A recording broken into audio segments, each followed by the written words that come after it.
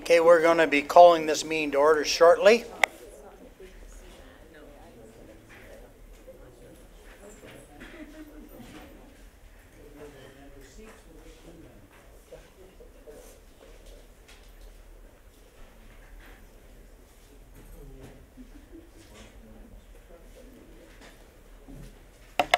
Okay, can I have a mover and a second to call this meeting to order?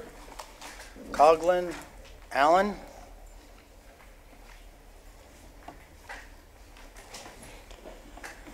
That the regular meeting of the Council of the Township of Springwater, December 6, 2017, come to order at 6:34 p.m. All those in favor? Carried. So I'd ask everyone, if you're able, please stand for the national anthem and remain standing for a few moments for private prayer or private reflection. And be led by Councillor Austin. O Canada, our home and native land, true patriot love in all of us command. With glowing hearts we see thee rise, the true north strong and free. From far and wide, O Canada, we stand on guard for thee. God keep our land glorious and free. O Canada, we stand on guard for thee. O Canada, we stand on guard for thee. Please remain standing.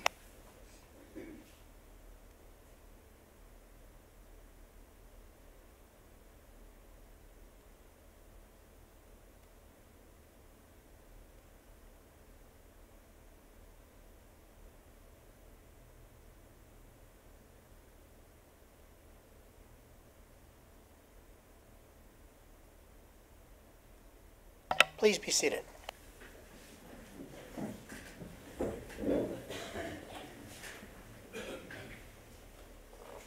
And I turn to council. Has anybody got a disclosure of pecuniary interest in any of the matters on the agenda tonight?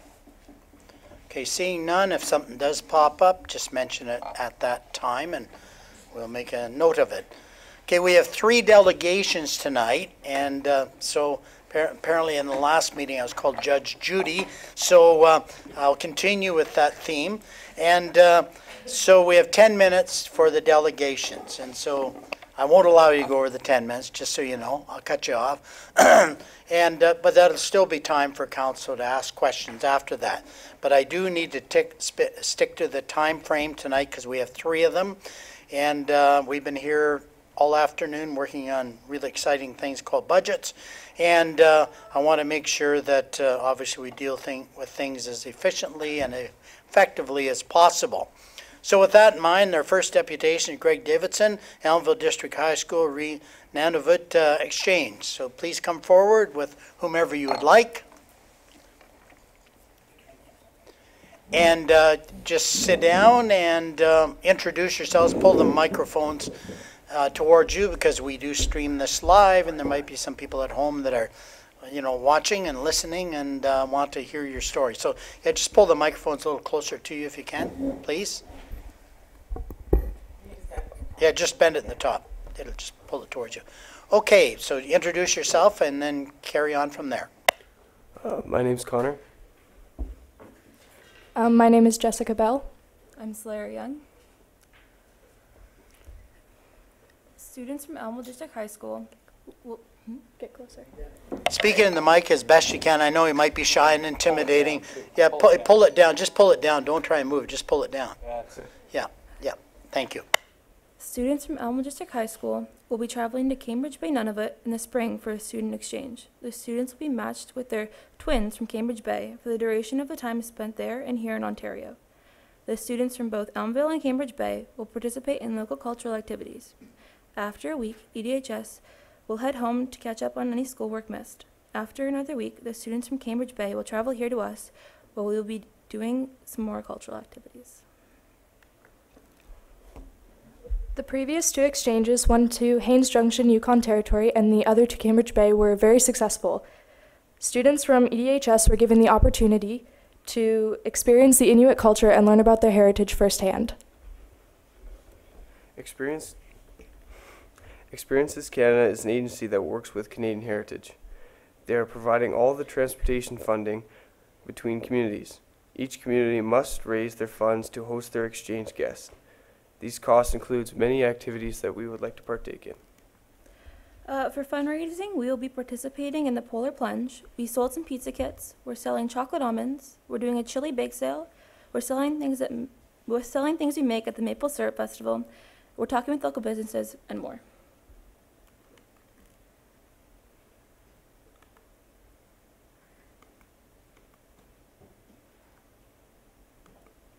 Sorry. Our experiences will last a lifetime. I honestly can't think of any better way to explain it. The things we will learn and experience from this exchange is something that will carry it with us for the rest of our lives. This is an amazing once-in-a-lifetime thing, and we are grateful to get the opportunity to experience it.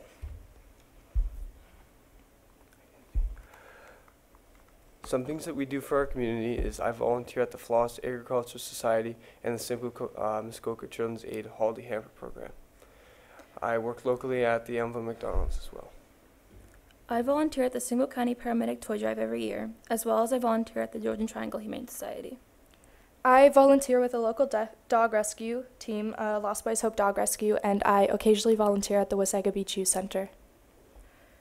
We will be going down there for a week first, and while we are down there, we will get to experience their culture as well.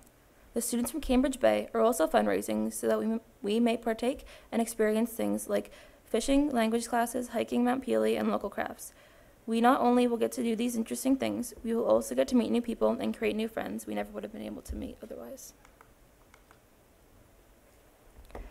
Our budget this year for hosting is $14,000. These funds will allow us to bring the students from Cambridge Bay to visit a sugar bush and partake in treetop trekking, as most of them have never seen trees before. And we will take them to the Elmvale Zoo to meet animals that they have never come in contact with. And we will be taking them to the Huronia Museum and much more. The EDHS students will be participating in several different fundraising activities to achieve the fundraising goal. While we expect to be wildly successful in our fundraising, we would greatly appreciate the support of council in the form of a $1,000 contribution.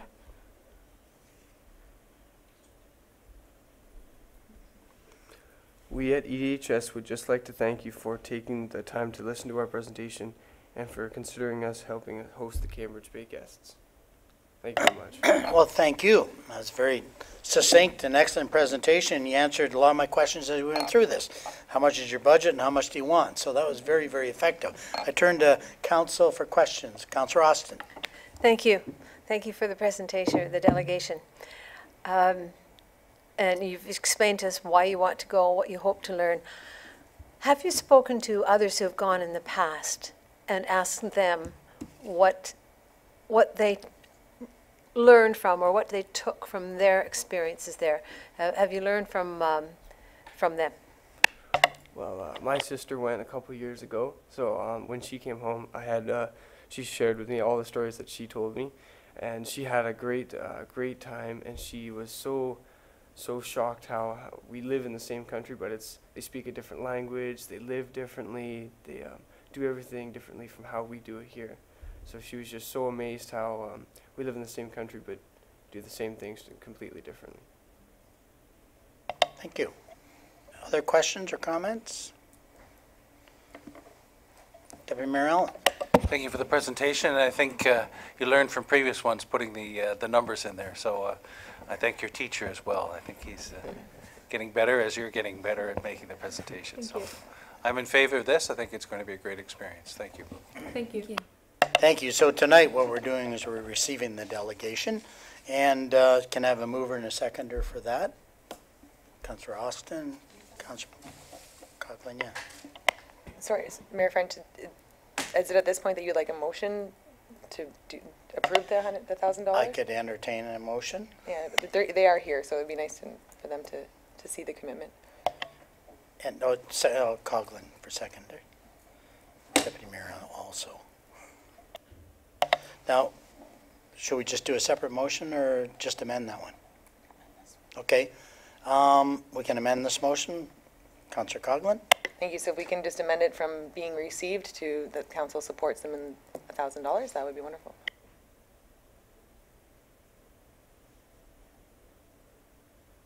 So will the same mover and Councillor Austin? Question, Mayor French, can we specify in this motion where the money is coming from? Because I would recommend that it would come from the golf fund.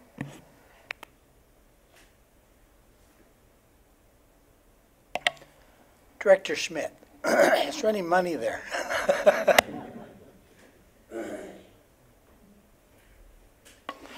Thank you, Mr. Mayor. To you and members of council. Unfortunately, I'm having some connection problems here, but from what I recall off the top of my head, there is definitely funds available in in those net proceeds.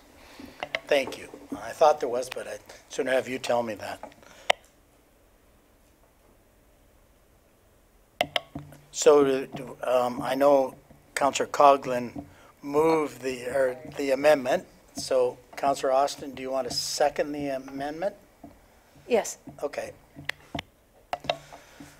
Okay, the amendment, or do I just read as amended? Okay.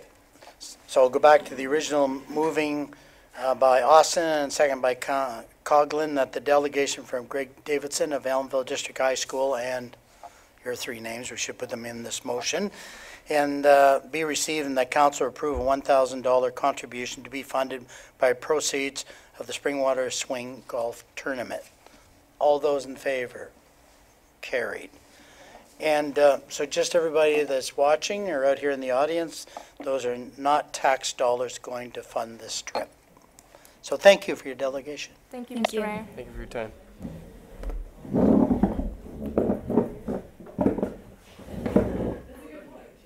Councillor Colling just noticed something for those young people leaving here. We always need volunteers during our golf tournament, and it is in the summertime. It is in July, so we'd love to have you email in, say, yes, we'd like to do a desk, or we have hole monitors, you name it. There's lots of fun for the day. So consider that, because I know you do lots of stuff in Allenville, and that would be great. Councillor Hanna. Thank you, Mayor. In addition to that, we used to have young people on the policing committee. In the last few years, we haven't had any, so it's a great experience as well to come and listen to people complain about how your parents drive. Thank you for those thoughts. Okay, let's move on to our next delegation, and I'm going to invite Peggy Hughes regarding the public library, an additional board member.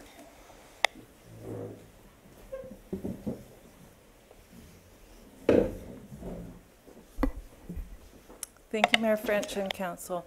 So my name is Peggy Hughes. I'm a board member of the Springwater Library. We're here tonight to request a second councillor join our board for the remainder of the term. We've come to realize that there used to be 2 councillors on our board historically, and as this board finishes up the final year of our term, we want to leave the council in a legacy, if you will, that we're in a good spot to leave the next board that comes on to term. And with that, we wanted to collaborate more with the council. We thank you for the budget decisions that were made earlier this week. And we wanted to share the exciting time for the library, share with you our exciting vision for the library, and have you learn with us about the services we can offer to Springwater Township. So we would ask that a second councillor come on onto our board so that we can journey together. Okay, well, thank you. And do we have any recommendations? Councillor McConkey. Yeah, Jack. No, I just have a question about the second councillor. When was that? Because I was on the previous term. I was the only councillor. So I'd have to defer to I know that. Councillor McConkey's term, so 2 terms ago and past. Okay.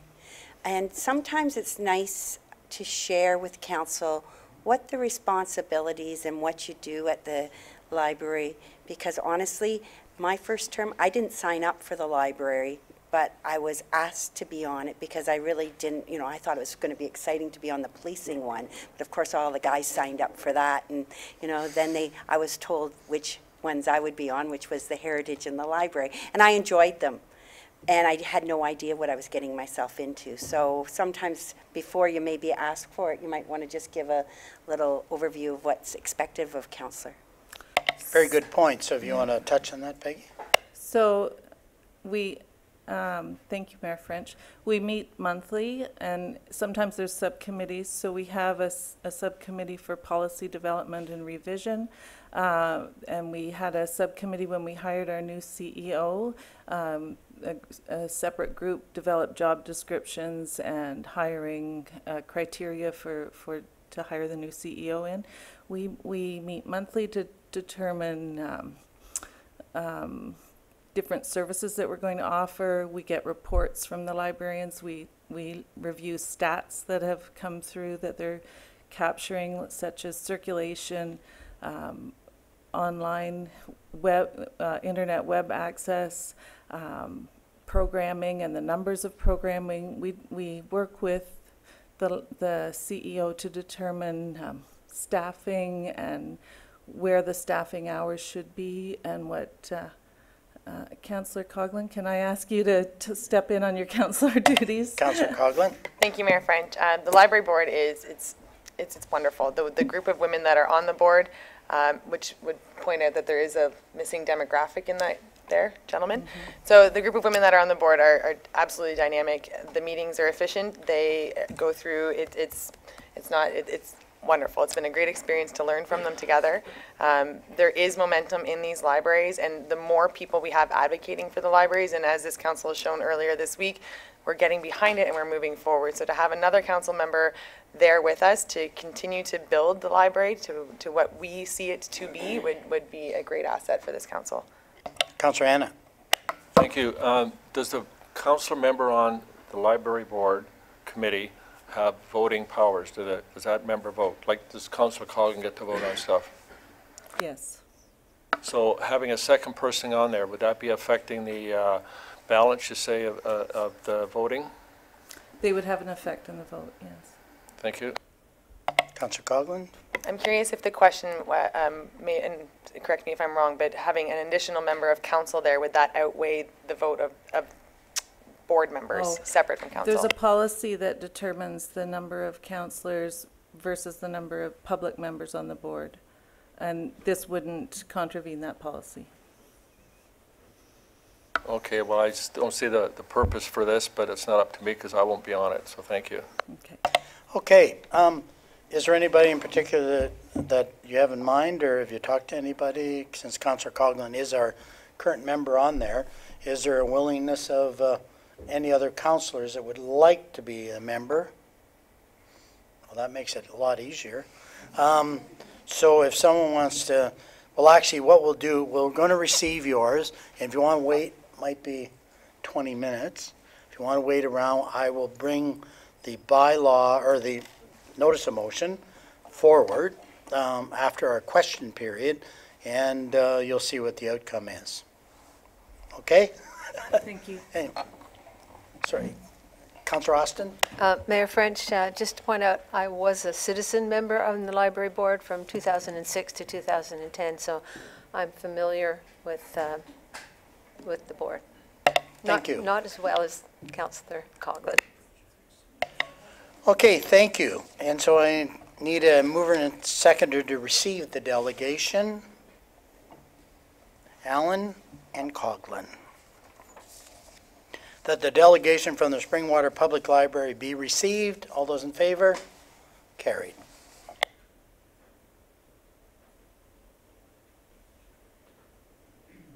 And now our final deputation is from Vanessa Tucci and Arctic Expedition with Students on Ice. Please come forward.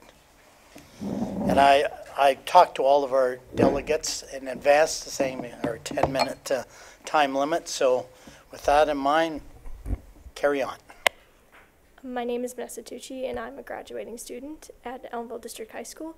And I'm here to request funding for an Arctic expedition that is integral to my educational major when I'm going into university. And I'll be going on this Arctic expedition with the Students on Ice Foundation in August of 2018.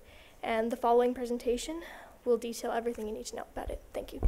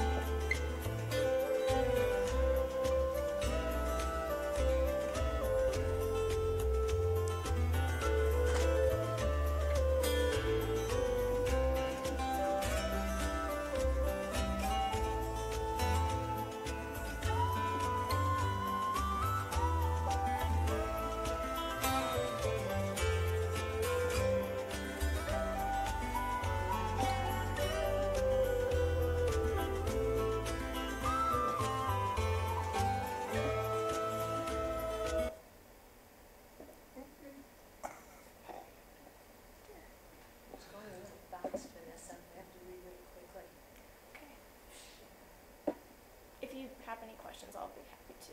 Maybe you could read it. I don't mind doing that.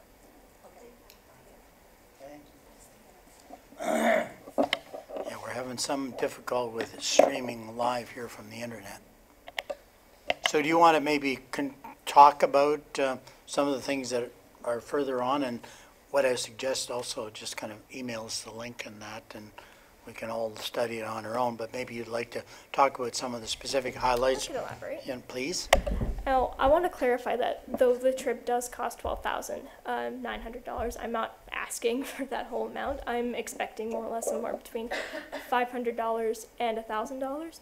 Also, that whole cost, it doesn't basically go into exactly everything that I would be requiring for this trip, because I do have to make this journey to Ottawa, of course, and I would have to pay if I wanted to take pictures, bring my own camera, and also extra clothing and stuff like that.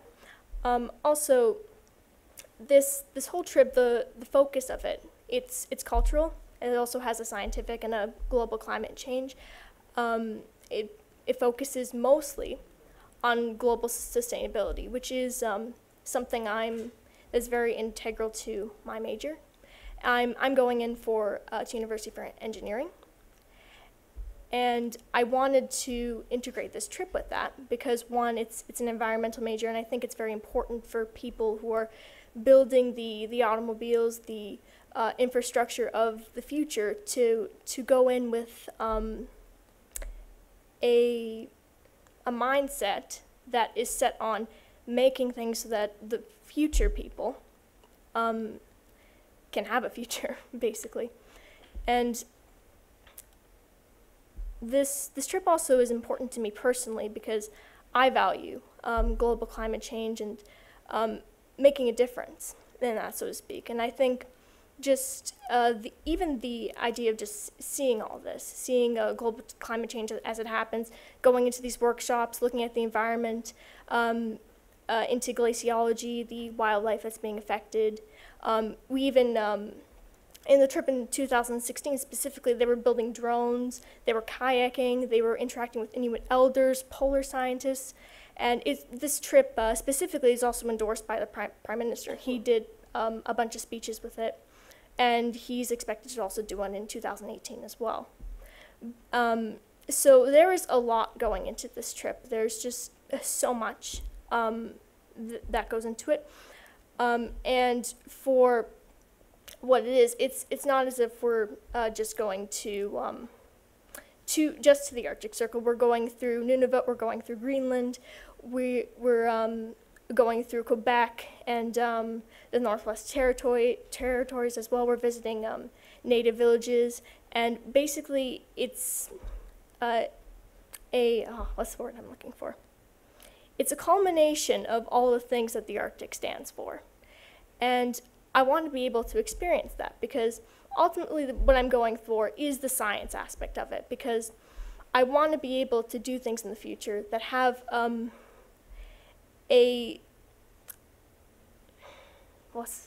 sorry, I'm a little nervous. That has a main theme and a main headspace for sustainability. And I want to be able to do that. I want to be able to get on this and build things that are going to help the future people of the world, and basically do it so that maybe one day this won't be so expensive. It'll be cheap, and maybe in future generations when people go to the Arctic, they won't have to be going on huge ships that have a large carbon footprint. Maybe we can actually build things that won't have so much of a carbon footprint. Then our impact will be even greater. And the whole thing about this trip too is it's, once again, not just the science aspect, but we interact with Inuit elders, we interact with artists, musicians. There's an entertainment aspect of it, and the entertainment is all Arctic related. So in a sense, it is a bit of a cultural experience, but it is also mainly a scientific and a geological experience of the Arctic, which makes it a little bit different from the Nunavut Exchange in the sense the Nunavut Exchange has more sociological and psychological and historical perspective to it. This trip has a little bit of everything, and this is why I wanted to go on this trip, because it's really integral to my major as well. I have an environmental science major that goes along with this trip, and also I'm, once again, sorry I'm repeating myself, I'm applying for engineering, so this ties into everything as well. And for you as the council, some of the benefits for you for sponsoring me for this trip, basically anywhere I go, any media coverage I get, I would have to wear any logos or slogans that are endorsed by you. I could do presentations for any organizations, any volunteers or workers that you would endorse, and also you would this is mostly for businesses. There you could get a tax cut for over $250 that you would sponsor. And there is also the aspect of just doing something good for the environment. And at this point, that is pretty much all I can remember from the presentation. It's a really well thought out presentation. I'm so sorry that it blanked out like this. But actually, I have to tell you, your live presentation is much better than that. Much better. Okay, I wasn't prepared for that at all. No, well, that's good. No, and actually, it's interesting. I think we all want to see it, but I did get to the point talking a couple of, things that I think touch the hearts of some people here. But go to council for questions. Councillor Austin. Thank you, Mayor French. Thank you for always letting me go first. I feel kind of guilty about that. But in any case, my first question to you, Vanessa, is you were in the presentation, it said that there are going to be students from around the world. Yes. Could you explain that a little further? Well, in 2016, there were about, I think, 180 students from all across the world going on this trip. It's a very diverse experience. But is English the common language? Yes, English is the okay. common language. All right. And we could get you a baseball cap, says Springwater Township, if nothing else. I could work with that. And maybe a T-shirt. And you were talking about, I really like how you're focusing on the fact that this particular trip, the environmental, the sustainability components of it, and the fact that you're combining that with engineering. Yes. I see where you're going with that. I just want to let council know that I know this young lady very well. She lives quite near me. I know her family, and she's crackerjack. She's a very bright young lady, and she says that she was nervous and tongue-tied. I've spoken to her on occasions where, she's talked at great length and make wonderful sense. She's an intelligent, hard-working student, and I think any money that we'd give her would be an investment in not just a future for Springwater, but investing in our young people, because they are our future, and this young lady wants to work in environmental studies and engineering and sustainability. Councillor Coghlan, then Deputy Mayor Allen. Thank you, Mayor French. And I do agree with Mayor French. Your ad lib presentation was awesome. You tell you're nervous, but you did a fantastic job. So keep with that. And on the same note, the students that we sponsor every year through the Nunavut and now this one, how many students are there? Because I would like to keep it relative. I would absolutely love to support you and sponsor you on this, but I want to make sure that what we're doing for you is equal to what we're doing for the other students of EDHS. So I think if we come up with a relative number, I would fully support that. Yeah, I don't want to lead the conversation, but when it came to my turn, I was going to say I feel more comfortable at the lower level because we're giving 1,000 for a variety of students, and this is a single effort, but still a different vein. So anyway, other questions or comments? Councillor Hanna? I think the deputy mayor was ahead of me, but I'm better looking than him, so I'll go first. Vanessa, I'm in charge of humor, but you don't get much in this place. On a serious note, I spent time in James Bay, north of the tree line, Moosonee, Moose Factory.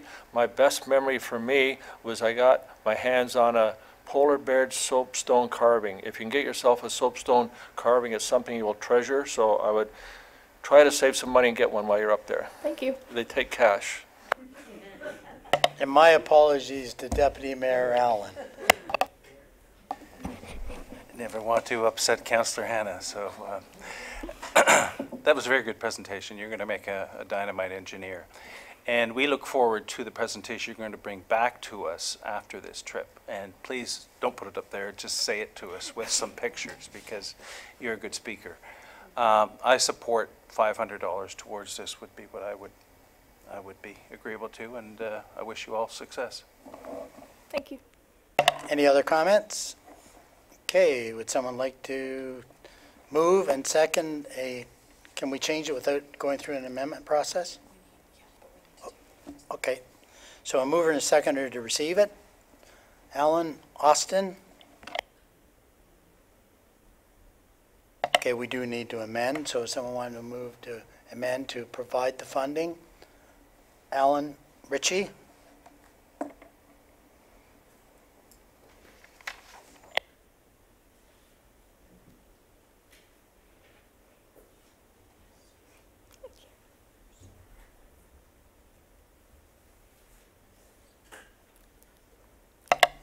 Yes, Councillor Coghlan. Thank you, Mayor French. And just out of curiosity, how are the students finding out about these? Is this brought through teachers providing this to you, or is this you guys going out and finding out on this on your? This in particular was brought to me through one of the teachers at my school. That is awesome. Yes. There's actually one other student that was on board, but it didn't line up with their future so much. What? So they decided to I love that those opportunities are available, and Yeah. So that's. Yeah. There's a great staff at like EDHS, and There sure they reach out and they help you, and that's honestly why I love that high school so much. It's wonderful, really nice, welcoming. Love it. Thank you. And I guess the final comment is that, of course, the points that got to me were obviously we're in a very sensitive kind of watershed as we know. And we're very sensitive to the environmental sciences. And at times we question whether maybe the ministry that's in charge of all that really totally understands it. So whenever you're finished your science degree, I would hope that you come back and spend a lot of time with a company or an engineering company kind of really helping us make the right decisions, because as you know, there's always an engineering solution to everything. Some of them are much more successful than others, unfortunately. So anyway, congratulations on where you're going, and I'll read the resolution here. Moved by Allen, second by Austin, that the delegation from Vanessa Tucci be received, and that council approve a $500 contribution to be funded by proceeds of the Springwater Swing Tournament. All those in favor? Carried. So thank you for your delegation and presentation. That was very good. Thank you. Deputy Mayor Allen. Mayor French, I don't know whether he mentioned to the first group, but I guess from previous experience, the expectation and desire is for them to come back and make a presentation. Yes, I think, was it Councillor Coghlan already coached that, or someone coached that? Yes. I don't think it was mentioned this evening, but I do know that if they would be very respectful of that, and I think that they would definitely be open to coming back again. Thank you. Okay, we will now move on to previous minutes. Can I have a mover and a seconder and get it on the floor? Hannah and McConkey. And of course, the resolution will read that the minutes of council items 6.2 through to 6.4 be approved as presented. Any discussion on any of these minutes? Seeing none, all those in favor? Carried.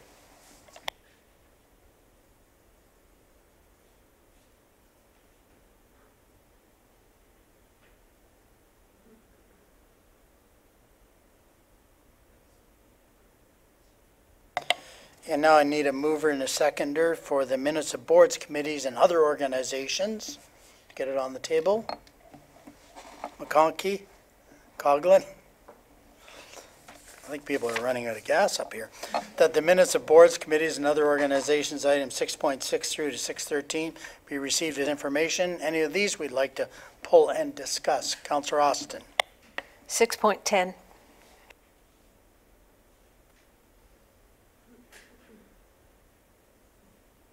Any others?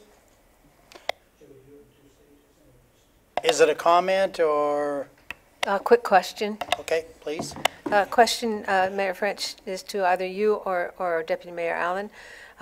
In the Simcoe County Council report, I read that the county wants to do a pilot project, the Waste Management Division wants to do a pilot project with 80-liter garbage containers, standard containers.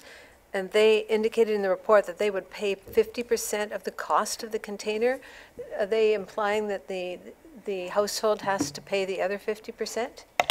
The simple answer is that whole thing got ditched when we got to the final, because a lot of conversation was like in that vein. So they thought there may be more effort going to education and enforcement. So yeah, that did change. Any other comments? Okay, seeing none. Moved by McConkey, seconded by Coghlan, that the minutes of boards, committees, and other organizations, items 6.6 through to 6.13, be received as information. All those in favor? Carried.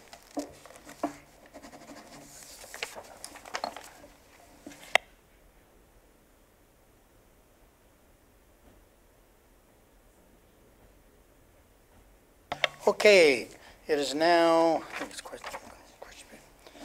it is now open season on us at question period. So if you're in the audience and you have a question, preferably something on the agenda, please come forward and pose the question. You have about a minute to kind of qualify where you're going.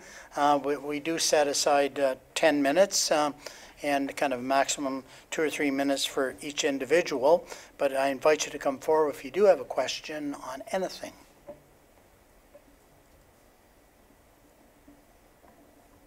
Okay, seeing none, we shall move on to correspondence, or do we want to move something in the agenda? I think we want to deal with 12.3, was it?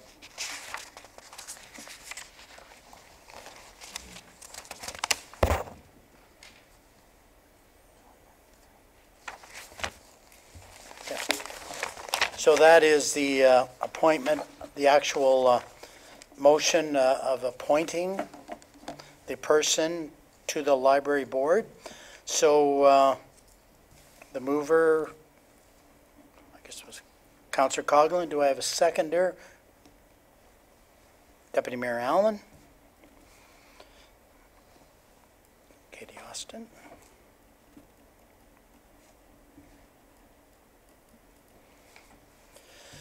Okay, the resolution will read that in addition to Councillor Coghlan, Council appoints Councillor Austin to the library board for the remainder of the current term. All those in favor? Carried. So there.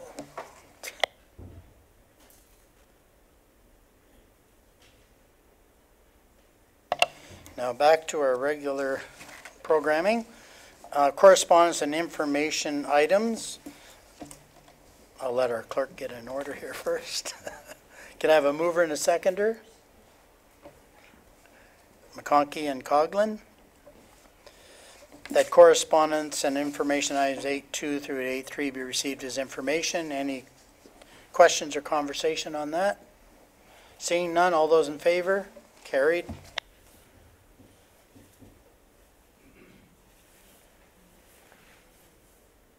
Now we move into some action items.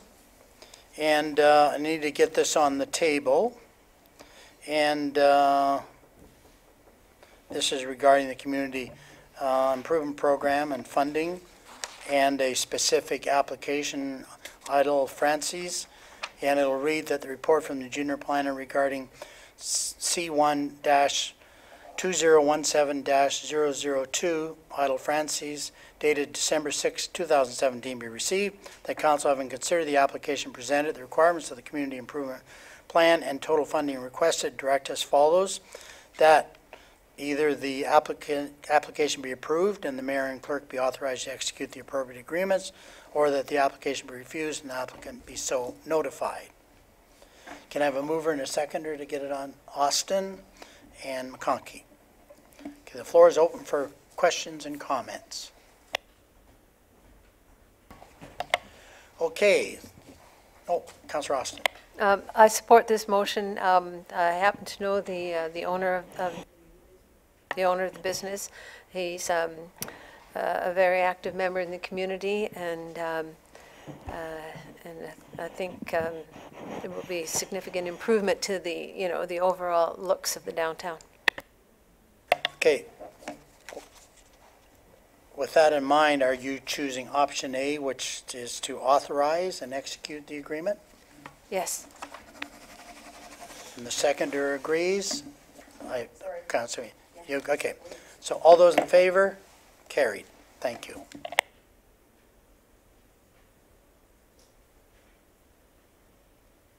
And we have a number of them tonight, and this one is Valley Farm Market. And I'll read that the report from the junior planner regarding CI-2017-003 Valley Farm Market dated December 6, 2017 be received.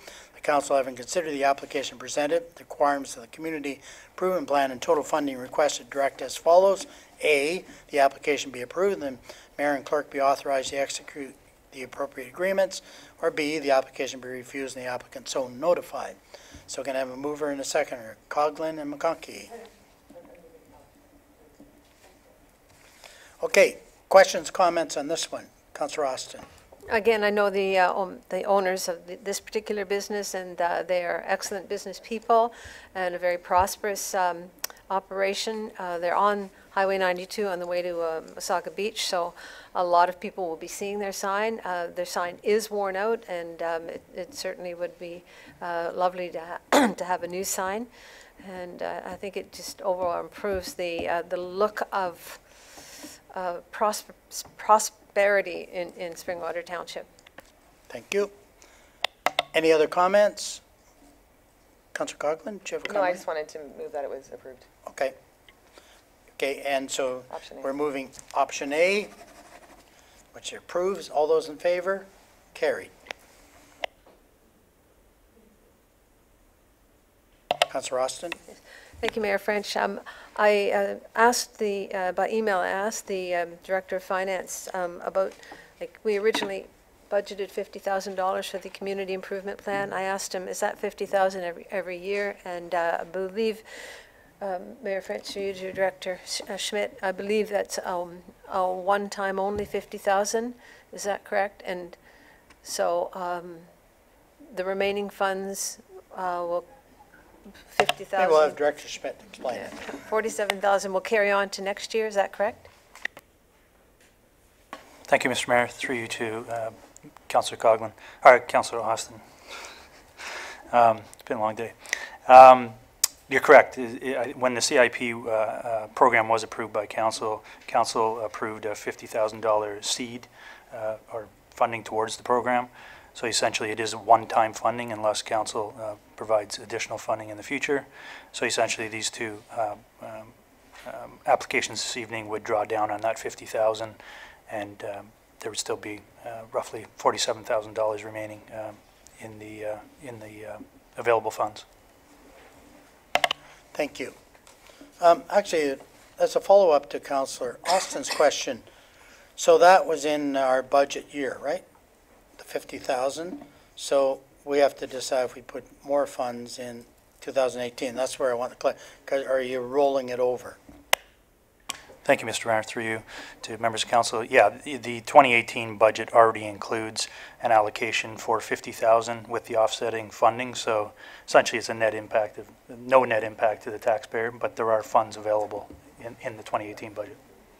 No, I just want to make sure that it just doesn't go into a reserve and keep building and per se. Okay, just want clarification on that. Okay, any, we're done. It's good asking questions after the fact. Okay, the next item, action item, is a land lease near the Allenville wastewater treatment plant. You can have a mover and a seconder on that, Alan and Richie. So what we're dealing with here is that the report from the clerk regarding the lease agreement renewal of farmland at Elmvale wastewater treatment plant dated December 6, 2017 be received, that a bylaw to enter into agreement with Joe Dyer for the lease of farmland located at Part Lot 4, Concession 10, former Floss, now in the Township of Springwater and known municipally as part of 1128 Floss Road 10 East, being part of property roll number 4341-030-002-400-0000000, be submitted to Council for consideration. Any questions on this? All those in favor? Carried.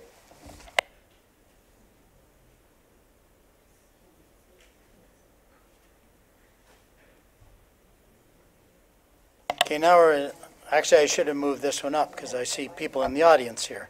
But this is regarding the Cameron Estates subdivision. Can I have a mover and a seconder? McConkey and Hannah.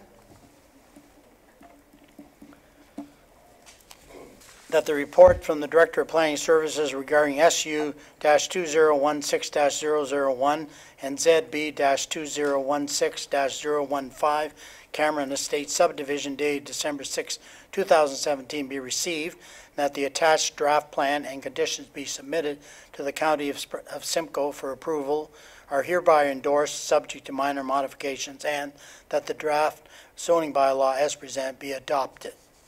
So questions or comments of our planning department, if you have any?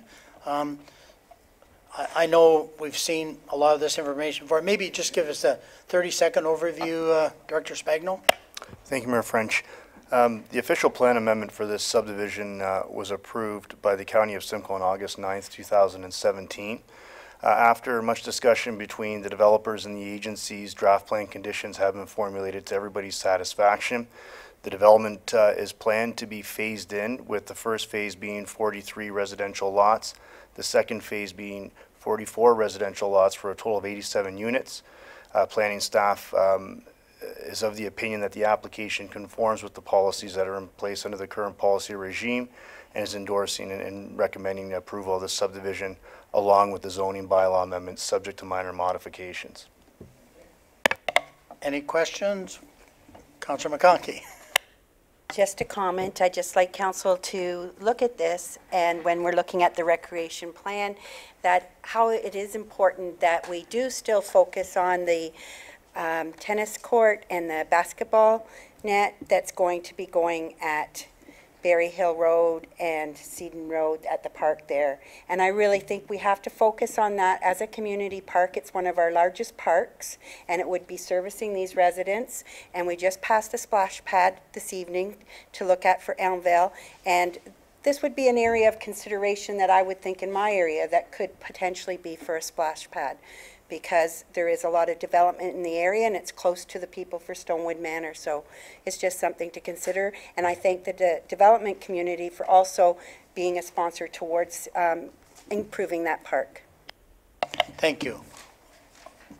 I think we might be a little off subject matter, but those are good to kind of remember those things. Councillor Ritchie? Thank you, Mayor French, through the planner. What are we looking at for a timeline here for this, if they get the green light?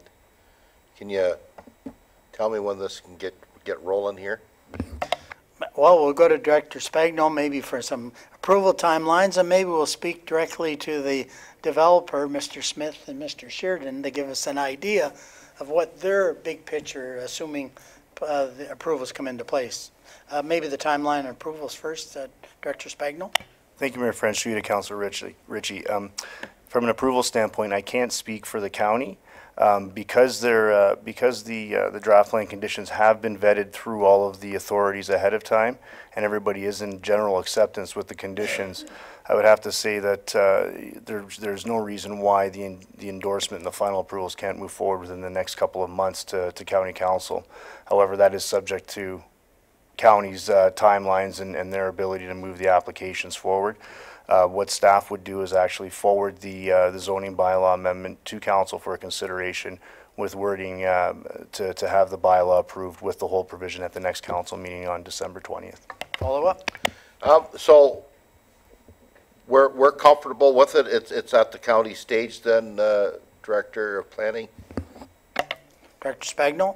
Thank you, Mayor French. Through to Councillor Ritchie. Yes, all agencies are in accepting the draft plan conditions, the subdivision as it stands.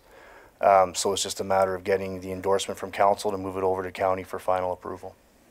Thank you very much. And actually, since you did ask a question, maybe the second part of the question is, and if you don't feel comfortable responding, Mr. Sheridan or Mr. Smith, when the approvals from our perspective are in place, what would be your timeline to get the ball rolling on this project?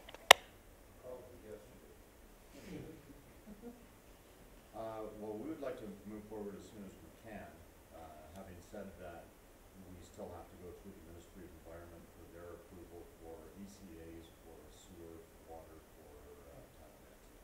So as soon as we get the green light from them, we'd be here. Having been through those experiences before, would you see, assuming if we had a timeline where we saw the county, say yes, and by, say, the end of April, is it possible you might see shovels in the ground late 2018? Would that be your kind of timeline in an ideal world? We would think hopefully fall of 2018. Okay, thank you. No, I think that's the kind of information we appreciate. Okay, any further questions on this? All those in favor? Carried. Thank you. Sorry, I should have noted you there earlier, and we could have moved that up and saved you some time. Sorry about that.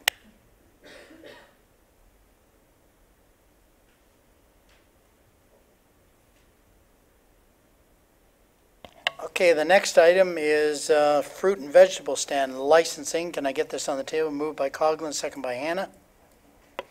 Just so you know where we're going. It reads that the report from the Chief Administrative Officer, did you, before this? Okay, good. I'd like to get the motion on the floor first. That the report from the Chief Administrative Officer regarding fruit and vegetable stand licensing dated December 6, 2017 be received. That staff be directed to undertake a process to create a transient traders, peddlers, and mobile vendors bylaw. So, Councillor Coughlin. Thank you, Mayor French. I'm looking for a seconder to have this actually deferred. I would be asking that the motion now before council be deferred to the December 20th meeting. The reasoning for it is that the due diligence that I typically put into reaching out to the community and the affected members, I personally haven't put that into this resolution. So if the rest of council is moving forward, I'm not going to be able to vote on this. I haven't got to all those that I would like to talk to about this. So if council would abide me some more time to make sure that when I am making a decision, it's one that I am comfortable with, I would appreciate the 2 weeks.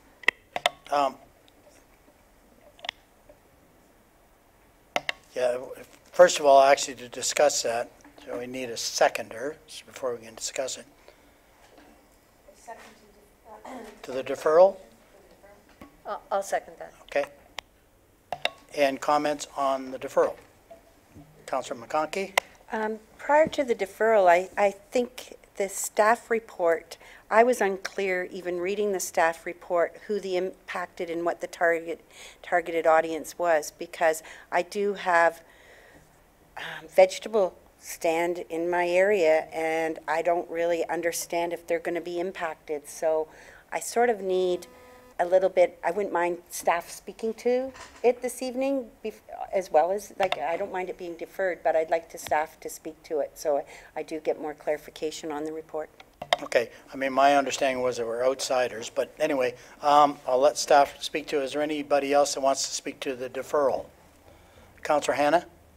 Well, I don't want to speak necessarily to the deferral, but if we read this carefully, and I'll take the blame for asking to have this bylaw created, but if you read it carefully, it's just given staff direction to create a bylaw. We're not approving any bylaw, and it's for transient traders and peddlers, not our local residents. It's intended to protect our local residents, and I'll speak more to that after. Okay, so right now we're speaking to the deferral. Do we have enough information to vote on the deferral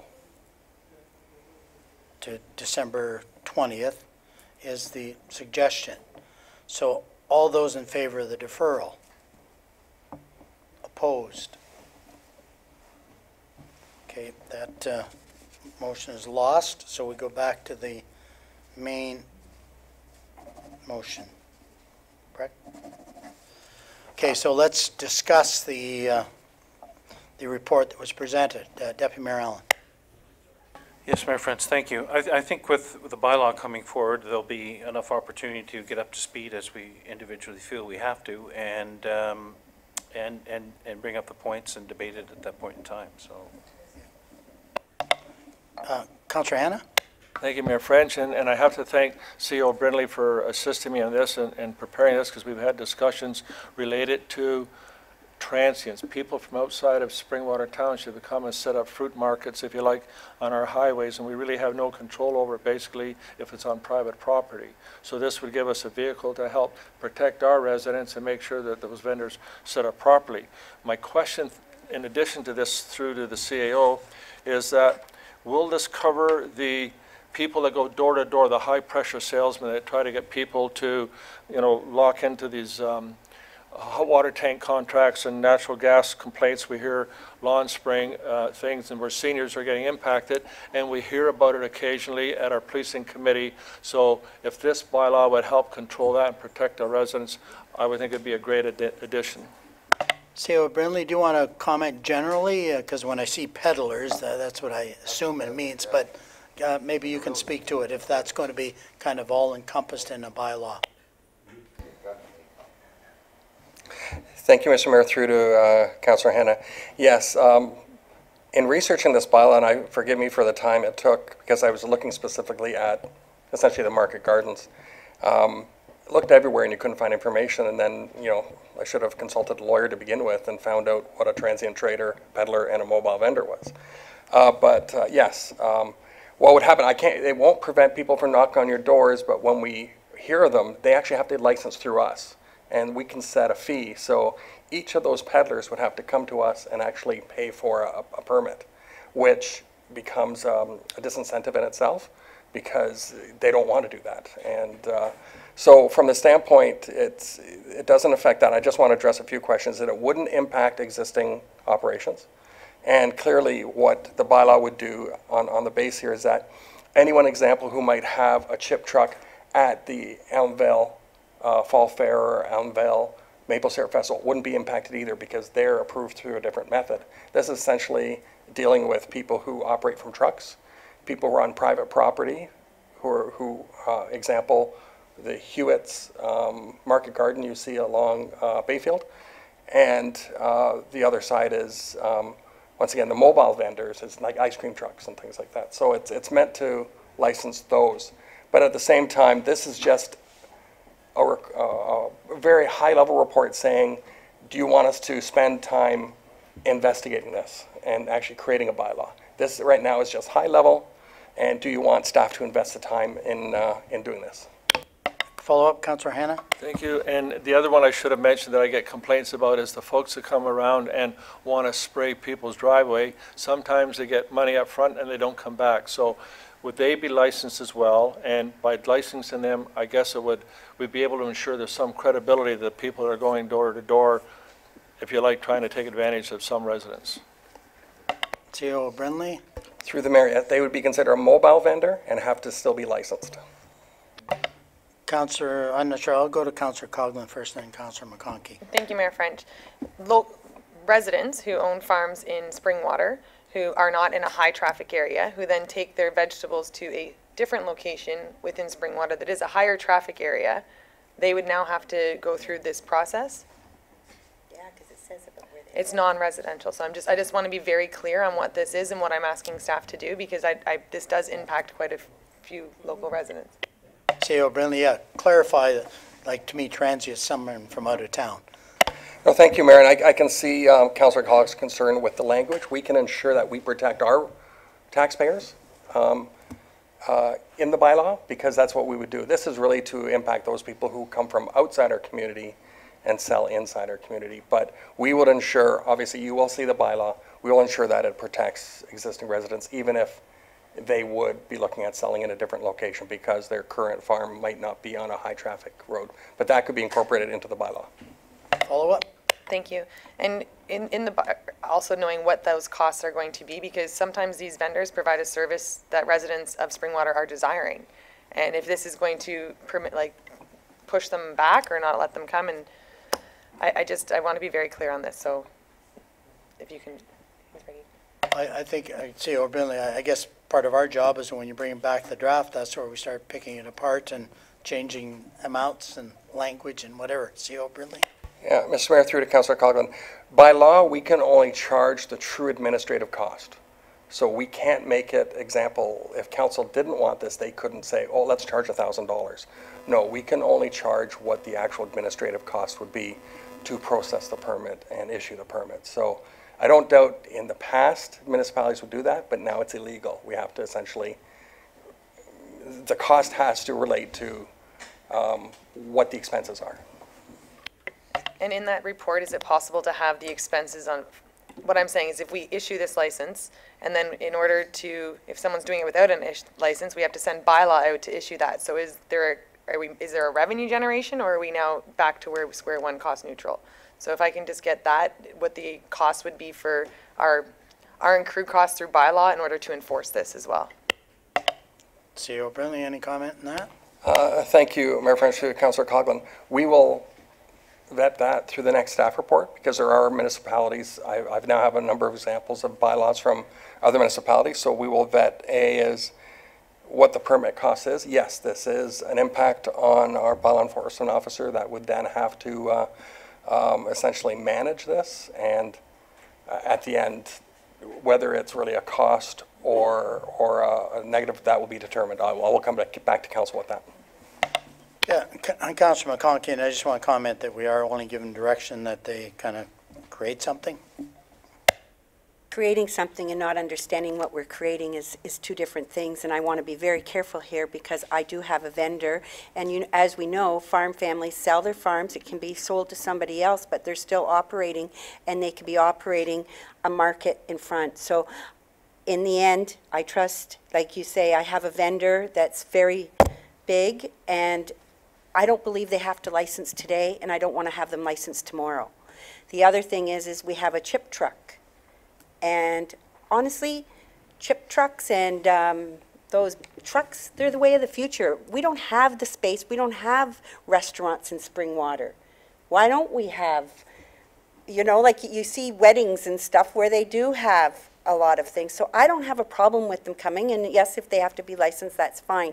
But there are ones that are existing, and if we have to be very careful how we word them, Because in this wording, it said that if you don't own the property and it's on, so, and I know that some farms have been sold to others, and you know, they don't own that property maybe that they've got the license on. So we have to be very careful.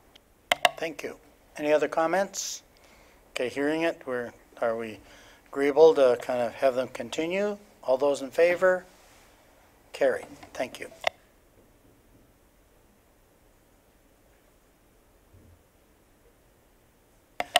Moving on to the clerk's territory here, Bill 68.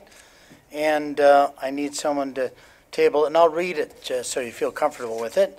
That the report from the clerk regarding Bill 68, Modernizing Ontario's Municipal Legislation Act, amend procedural bylaw dated December 6, 2017 be received, and an amendment to the procedure bylaw be presented at the December 20th, 2017 meeting of council for consideration. Can I have a mover and a seconder?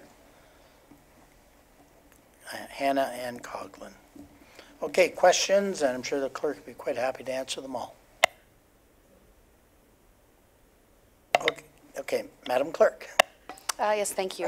Just for clarification, between the time that the report was written and tonight, some of the information has changed in regards to an alternate for upper tier, so for the county level. In the report, it states that the county clerk would be reporting to county council, which actually happened at their last meeting.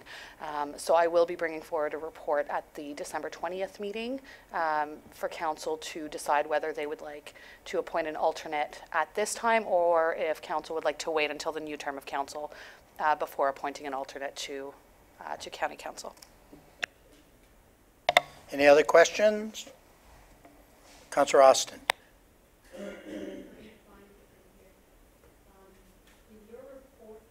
Sorry.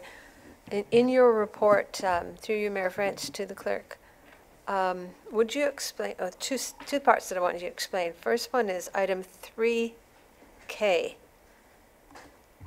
I'm looking it up here.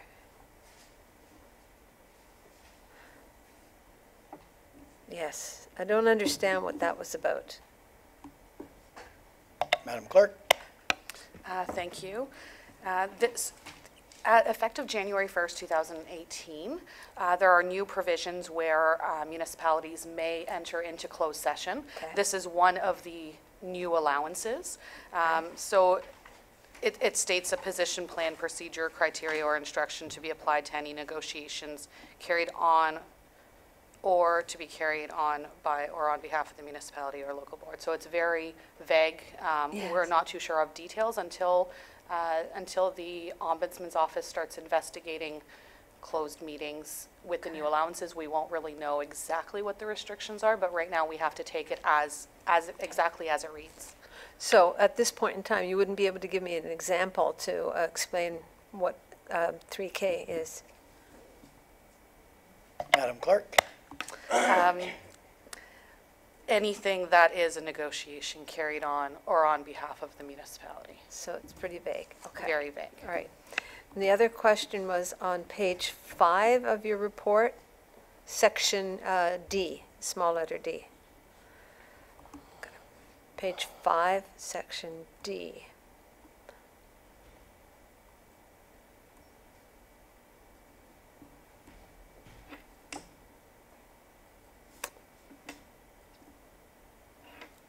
Yes, it's about tree canopy.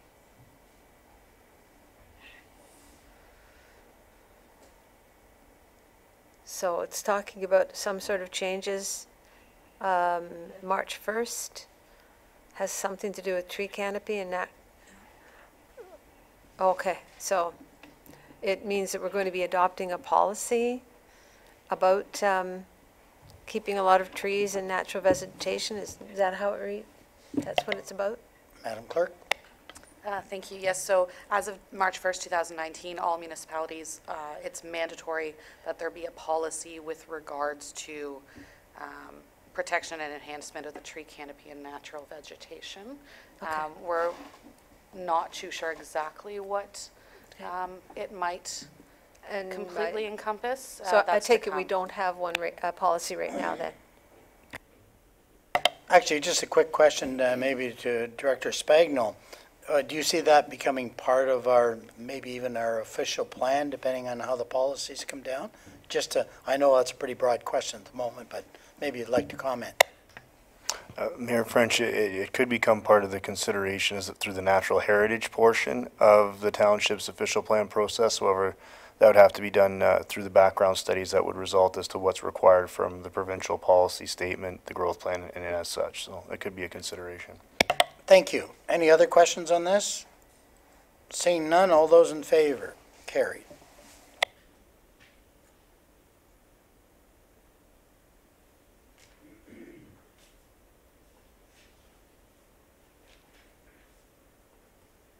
Okay, the next one is request for amendment to the prescribed fees and charges, and I'll read the whole thing so anybody can decide who wants to move and second it.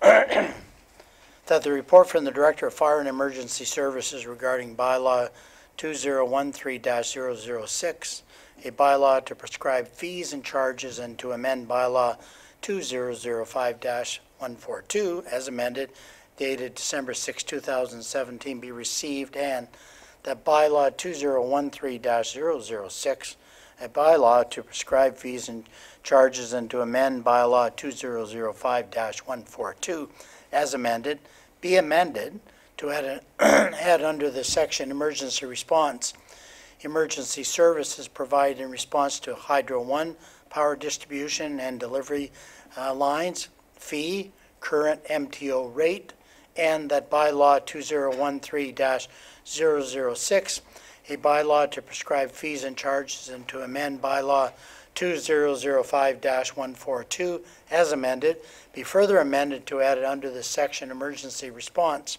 emergency services provided in response to a natural gas leaks caused by contractors, fee, current MTO rate, and that notice be provided of council's intent to pass such bylaw in accordance with notice policy bylaw 2017-007, and that the proposed bylaw be presented to council for consideration after such notice has taken place. Can I have a mover and a seconder? Hannah and Coughlin. Open for discussion or questions or clarification. Councillor Austin.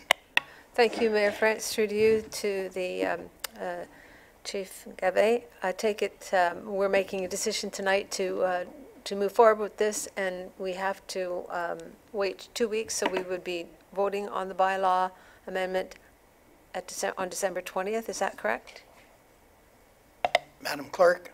Yes, thank you. Our notice policy provides any changes in user fees or whatnot to have advertising within a local newspaper for 2 weeks prior to. So chances are we wouldn't be voting on this, or it wouldn't be considered until the January 17th meeting. Right.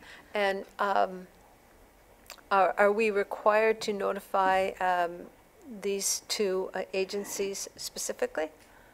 That the two agencies that were mentioned in the report, are we required to send them a letter of notice since it's going to be mainly impacting them?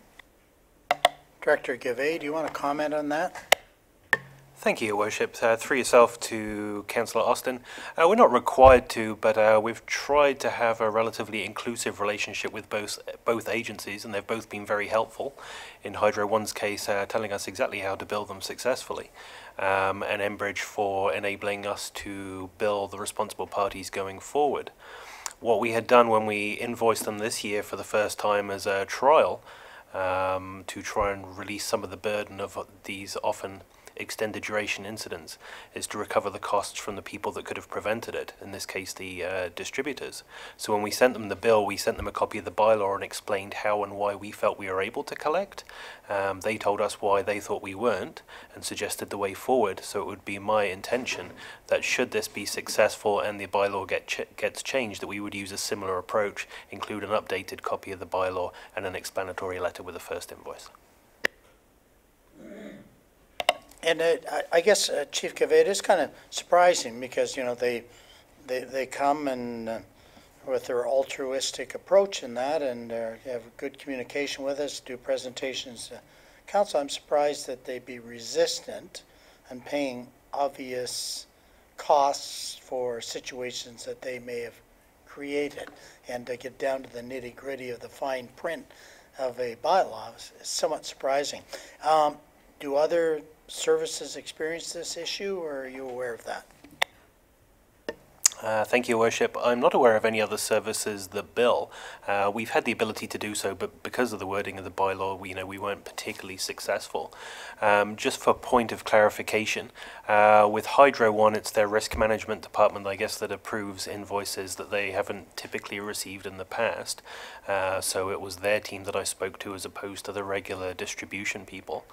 And with it should probably be noted that the majority of electrical distribution and delivery lines issues can be taken care of through proper preventative maintenance by the utility, by trimming trees, etc. In Enbridge's case, it was a little more complicated. Typically, we don't experience leaks caused by Enbridge themselves. It's usually through contractors that either fail to use a locate service or fail to dig in accordance with the procedures that Enbridge and TSSA lay out. So Enbridge was kind enough to meet with us to explain how they thought they could help us successfully bill, and that they didn't feel billing them was appropriate because it really isn't their problem. And with Hydro One, it's probably not quite the same case, purely because of the fact that preventative maintenance on their part would probably prevent the majority of these issues. No, so we're just clarifying through this bylaw change, just clarifying where we feel we're entitled to collect the money, and that's probably a good thing. And follow up, Chief Gavay? Thank you, Your Worship. You're absolutely spot on. I think the one point I'd like to convey to the taxpayer in the Township of Springwater is we're trying to lessen the taxation burden by billing the people who are more likely to be responsible, and that we're not looking to come after them, if they were to accidentally, say, back their boat into a gas line. We believe that's an accident, the cost of the services provided for that kind of incident are amply covered by the emergency services portion of their property tax bill. Thank you. Any more questions? Councillor Ritchie? Thank you, Mayor French, through to the chief. Does this cover everybody or just these guys that you're naming here? Does it include the county? Does it apply to everybody? Chief Gavay? Thank you, Your Worship. To Councillor Ritchie. It's really just to go after cost recovery from the two from Hydro One specifically in the case of electrical distribution, because I believe they're the only distributor in our area, and provides a process for us to engage Enbridge to be able to get the details to bill the responsible party having been determined through the emergency response, through Enbridge and through the TSSA, who investigate all gas pipeline incidents. Councillor McConkey? I just had a question because I know that you're in the midst of writing the bylaw, but it doesn't talk anything about the fees, but it does say that it's 30,000. So I just wondered how, will we be seeing, before you go out to the public in that, will we be seeing any type of fee structure? So how do we know what you're charging per incident? Chief Gavay? Thank you, Worship. Through you to Councillor McConkey. So the existing bylaw, before we amend it, sets out for emergency services provided on or off roadways, current MTO rates, which was $450 per hour at the time of writing, and I believe it's now $466.50. And basically what that fee does is it recovers the costs of sending the truck out, the fuel, and the firefighters' wages. Follow up? So when it comes, because we didn't see the original bylaw, at one point we're going to see all of the fees in a report? Director Gavay? Thank you, Your Worship. So the existing bylaw is available through the Township's web portal, both for the public and for council. And basically with the amendment that's proposed in front of you this evening under the section in the agenda, basically it stipulates current MTO rates, and the reason it doesn't provide a dollar figure, as I alluded to before, is purely because of the fact that from time to time it does change, and the amount of time it takes to change the bylaw can be it can take a little while. So the intent is whatever it is on the day of the incident, that is what the provider would be charged. So as it is not anticipated the MTO rates are going to increase between now and the implementation of the bylaw, if successful, it's going to be around $466 per hour per truck. Okay. Any other questions or comments? All those in favor? Carried.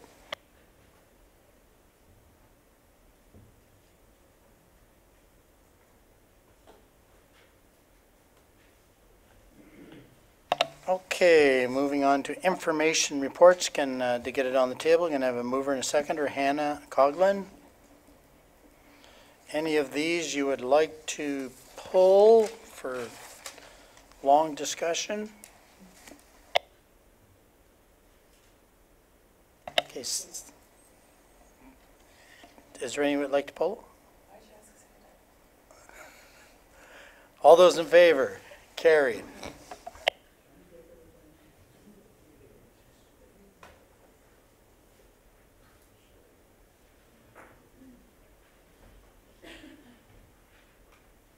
Verbal reports.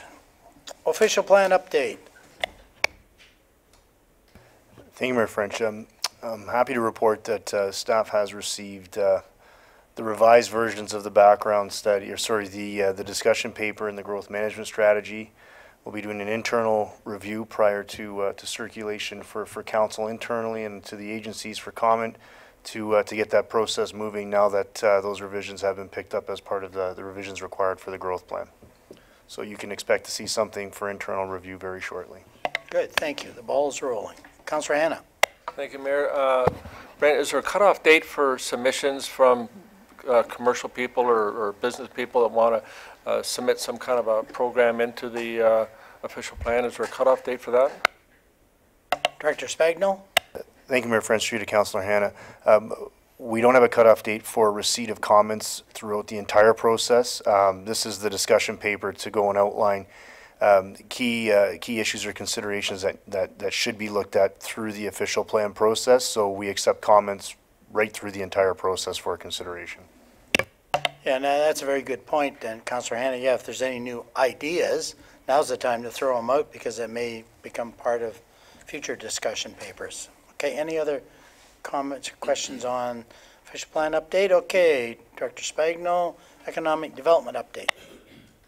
Mayor French, I do not have anything new to report regarding economic development. Okay, and would it be worth commenting on our presentation that we had from, just a brief overview on that, at our last working group? Thank you, Mayor French. eSolutions came into the township to provide a presentation regarding the marketing strategy for the township of Springwater to provide a framework for economic development working group to consider. On that basis, there's a number of themes that the eSolutions will be working on to provide some taglines and some marketing principles to move forward throughout the process. The framework was largely accepted by all, and eSolutions will continue on trying to finalize the marketing strategy for review. Thank you. County updates. Deputy Mayor Allen. Thank you, Mayor French. Last county meeting, a lot of discussion about homelessness prevention, seniors at home program funding, age-friendly initiative project update, building a seniors campus, affordable housing advisory committee, some good reports and updates there. That'll all be in your agendas, or the county agendas, if you want to drill down and read the reports. Of note, the pilot green bin rewards program happened over the summer, and it went well. The conclusion is it went well, and it's going to be repeated next year along with other education to try to increase diversion. Curbside green bin tonnages have increased steadily during the past couple of years, with 2017 year to date being up 10.7% over the same period in 2016. So that's positive, and there will be, as I say, further initiatives that we've referred to before to educate the public in increasing diversion of both green bin and other waste management. 169 Queen Street West, Elmvale, received the official plan amendment for the 43 residential townhouse units received approval at County Council. And then at the end of County Council, there was, that Director Spagnell referred to, there was a good session on Growth Plan 217 and the Municipal Comprehensive Review. And a good presentation distributed to councillors, township councillors here. So there's good material in that, and it set out the process and what the steps are coming down the pipe with respect to that. And any further questions on that, Director Spagnell is fully up to speed, and he can answer them. Thank you. Just as a follow-up, I know the counties put the presentation on their website. Is it worth our while putting it on there somewhere? I just thinking of that, maybe to make it easily accessible by our residents. Director Spagnell. Thank you, Mayor French. We can provide a link to the presentation if it's available on the county website or provided on ours. That's not a problem. Good, thank you. Okay, I have nothing further to add there. So municipal updates, where would we like to start? Councillor Coghlan. Thank you, Mayor French. This weekend is Anton Mills annual tree lighting and parade. There will be, it's the same as every year. It's awesome. We have the Snow Valley tubing at the beginning for the Saturday night, and then the tree lighting is at 7, and the following day the parade starts at 1, so all are welcome to attend that. I also wanted to mention, I forgot the last meeting, to thank Director Coleman and those involved for getting the snowplow one-on-one or winter maintenance up on the website for residents. That's fantastic information to have. And also wanted to thank staff for going above and beyond and trying to obtain tickets for the CP holiday train. That was definitely something that was greatly appreciated, so thank you for that. Any other comments? Councillor Austin. I would like to thank the Elmvale Maple Syrup Festival, who sponsored the tree lighting on last Friday, on December 1st. I was unfortunately not able to attend. Also like to thank the Lions Club for sponsoring the parade and the free skating on Friday, December 3rd. Friday night this week, December 8th, the Lionesses, thanking them. They're putting on the sleigh ride in the village from between 6 and 9, starting from the community hall. And we've got a variety of church services coming up, Christmas-related church services coming up during the next few weeks leading up to Christmas. And I'm wondering if Mayor French has anything more to report on the status of the TD Bank situation. I'm not aware of any changes. I know we've been trying to reach out to other banking institutions. I've had no updates on the contacts that I'm following through with at this point. And I've heard nothing from the TD, and I'm not sure, have they scheduled, I'd go to Councillor Austin, this one. I know there was a discussion of having a meeting in December, and December is running out, with the businesses at a kind of a town hall. Do you know if there's been any confirmation of that meeting? No, BIA and businesses? I spoke to the chair of the BIA, and he says he has not heard anything from them. Okay, I guess we just have to stay tuned. Any other municipal updates? Deputy Mayor Allen. The Hillsdale tree lighting was a big success. It was combined with the inauguration of the rink boards, and good turnout, and choirs and goodies, and everybody really was upbeat about the whole thing. It's good. And Councillor Rich, you want to talk about Phelpston? Yes, this Friday night is our wagon ride, and if it's anything like last year, the more it snowed, the more people came out. I couldn't believe it. Like, there was droves of people, and you couldn't see a hand in front of you. Like, go figure, right? And so we're looking for the same this year too. Only in Phelpston this happens too, by the way. Thank you. Any other comments? Okay, seeing none, we'll move on to motions to which notice was given. And we have one moved by Councillor Coghlan, and I'll ask for a seconder, that staff be directed to seek the potential of a private-public partnership regarding the township's future plans for a multi- use recreation facility. Do I have a seconder for that? Councillor McConkey.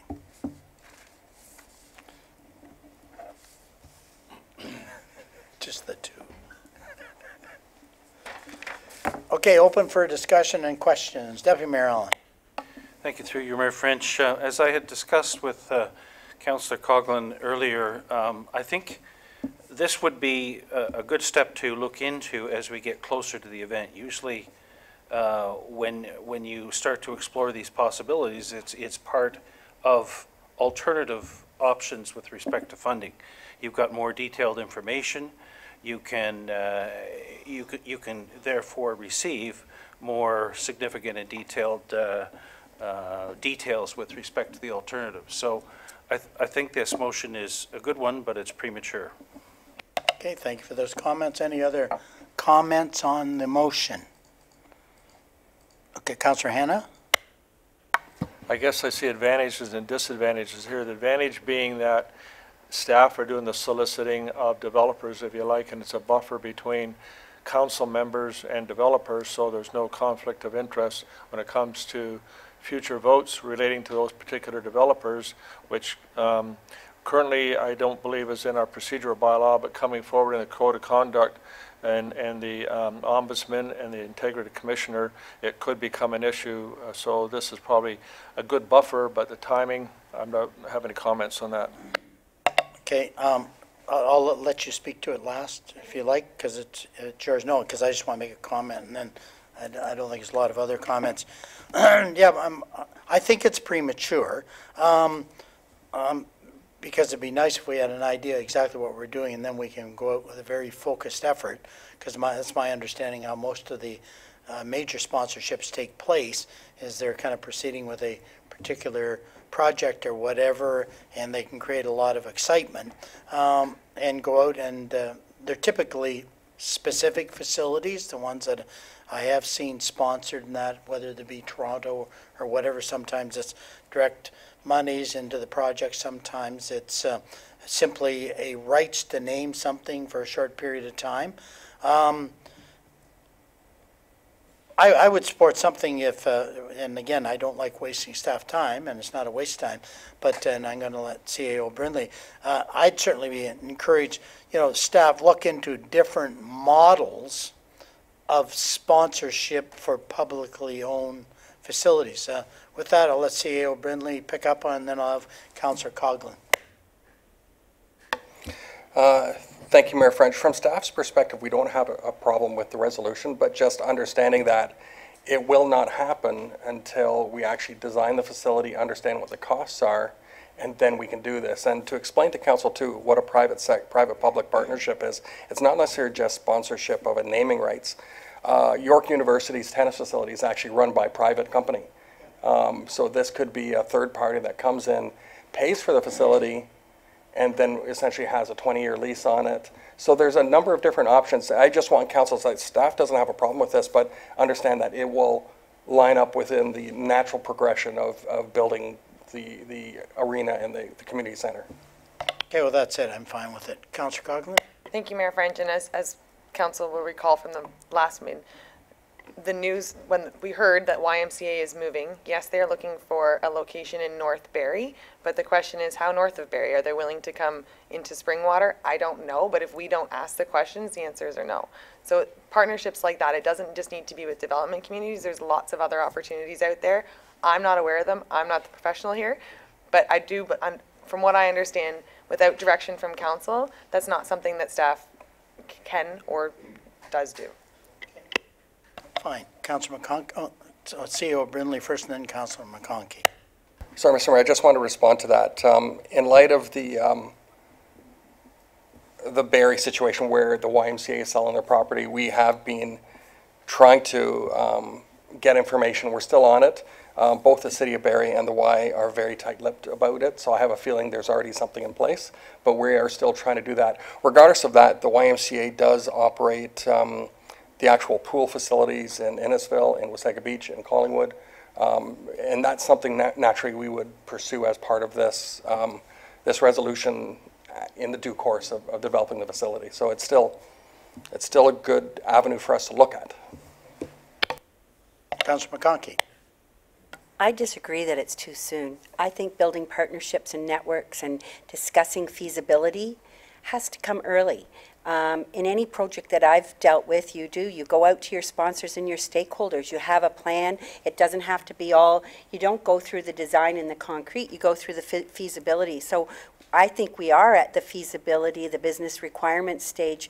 And if we go and we find out with the partner, maybe they have a requirement that didn't meet our design and we've already done the design. And I think that the deputy mayor saw that in the waste plant. So I think that the early stage, you know who to feel out, and I think Barry's very good at that. And I think giving this the opportunity to staff, I hope that they go out sooner, and that's why, like, the Y and the Barry are probably already working. And there might not be a plan, but they can work together to build that design that needs to happen. So I encourage it.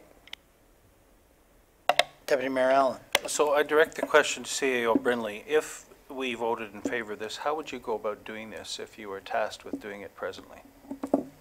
CAO Brindley. Mayor French, through the deputy mayor, honestly, I do have challenge moving quickly on this. And just to address the last question, as the City of Barrie and the Y have been talking since I was the Director of Economic Development there in the early 2000s. So this has been something that's been long going. No, but in terms of, the council kept fighting over what waterfront property to sell them. That's what it's all about. Does it go here or here or here? And each council changes their mind. That's the challenge. That said, I mean, the best thing for us, first of all, is to define what these partnerships are and what all these options are from staff's perspective. But our challenge is, at the same time, until council commits to a facility, it's really hard to talk to someone because they really, to be honest, the private sector doesn't necessarily want to waste time unless we're serious. But I still see what Councillor McConkey is saying. I mean, with the knowledge, with this resolution in mind, this is something we can still have that discussion around with the development industry. And to rest assured with Councillor Hannah's concerns is this will still be through a competitive process. This isn't something where we just will talk to one developer and that's it. When you do these things, they're done through competitive processes as well. Councillor McConkey. This last thing, as you can see and everybody's read, is Jamie Massey is proposing to do something down at the waterfront. And there's backlash, you know, people don't want that. Well, there's a person who's an entrepreneur, and there's nothing wrong with speaking out, you know, like Springwater could be the place. Actually, with the conversation, and again, I just wonder if the wording is premature, because it's telling us to look for them. I would be more comfortable if, and I guess if someone wants to put forward an amendment, the staff be directed to report back on the potential of private-public partnerships, because that way maybe you could give us some broad ideas that we could move forward. I'd feel more comfortable with that. Councillor Coghlan? Thank you, Mayor French. I'm pretty sure I myself have a good idea of what the possibilities are. But if we don't go ask, the answer is no, there won't be any. I mean, yes, maybe someone will walk through the doors and say, here's a giant check. But until we go to look into these types of partnerships, we're not going to have one. And I agree that there needs to be an idea, there needs to be something. But if we have this in place now, it's in our budget for 2018. 2018 is 1 month away. So we are committed to this. This council has committed to it through the budget. So let's get going on it. Let's have this in place so that we have directed staff that this is something that this council will entertain, we will accept and hope for private-public partnerships. Deputy Mayor Allen. I fully agree. It is in the 2018 budget, but and the analogy of the Environmental Resource Recovery Center was used. It's just that when you start a huge project like this, you do as I tried to get county to do, the business case and the feasibility study. One component of that is the funding. A component of the funding is the possibility for a public-private partnership. You're taking a piece of the whole feasibility study and business case and saying, okay, I want to move forward with this now. It just is, it's out of sync, it's out of step. We do have that next year, but there is a process that we have to go through to start to examine how we're going to start to analyze a very significant project and dollar expenditure. Councillor Coghlan?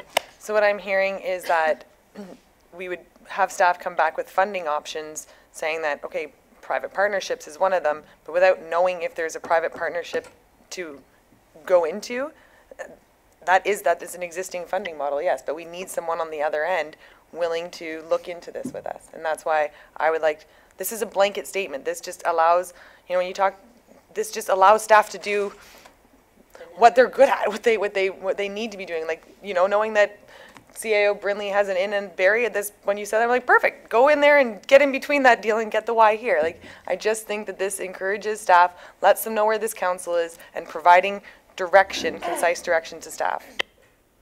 Okay, Councillor Ritchie.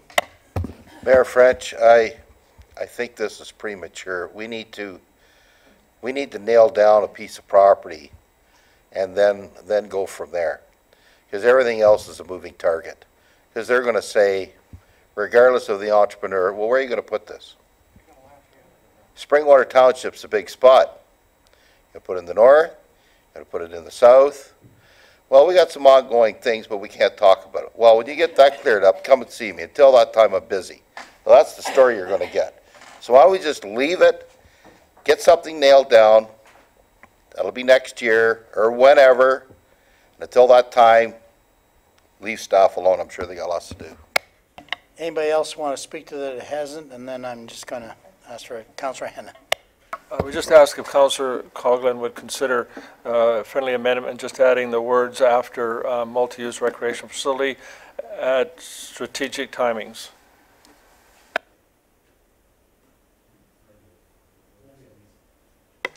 Sorry, say that again? How would that Just change? well, the problem being here is that it's being stated that it's not a good time and when it should do. So we're giving direction to staff to do this, but to do it at the most strategic timings, not just to say to start it today or next week. Trying to help you out here. I appreciate that, and if that's, to me, staff know what the strategic time is, so I would like, that's fine.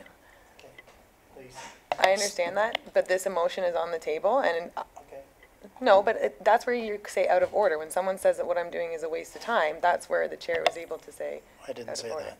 I didn't say that you did. Did you want to comment on that, CEO Brindley?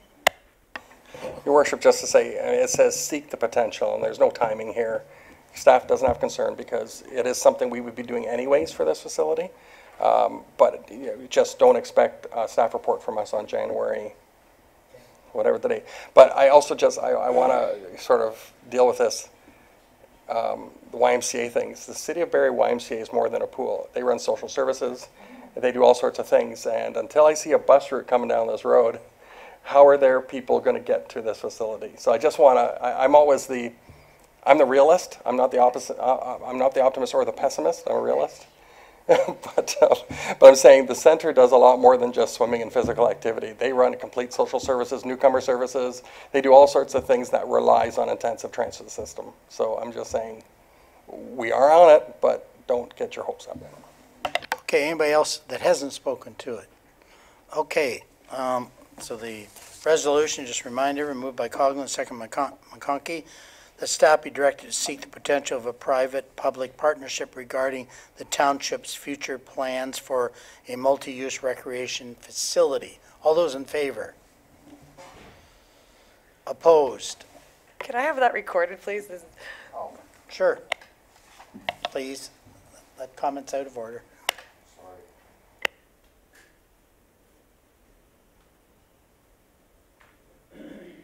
A recorded vote was requested by Councillor Coghlan. When I state your name, please say yes or no. Councillor Austin? No. Councillor Coghlan? Yes. Councillor Hanna? No. Councillor McConkey? Yes.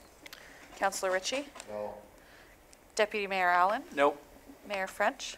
No. The motion is lost. Thank you. Thank you.